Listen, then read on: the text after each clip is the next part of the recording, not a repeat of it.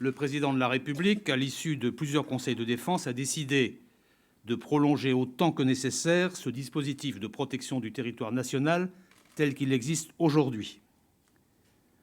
Ce sera le cas au minimum jusqu'au début de l'été, date à laquelle il sera réévalué. Aujourd'hui, cette capacité de 10 000 hommes permet à nos armées de protéger 682 sites en France métropolitaine et outre-mer.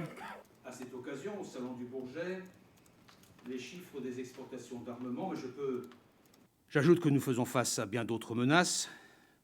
Je pense en particulier aux légitimes inquiétudes que nous pouvons avoir sur la sécurité européenne alors qu'un pays voisin l'Ukraine traverse une crise profonde.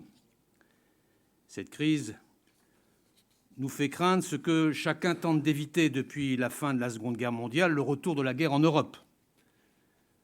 La guerre en Europe, c'est ce que chacun doit redouter lorsque les frontières sont remises en cause et lorsque le droit international est piétiné. C'est la preuve de l'excellence de nos matériels. Renseignements, cyber, moindre déplacement d'effectifs, Africains et européens doivent s'engager pour éviter que le Sahel ne devienne le creuset des terrorismes.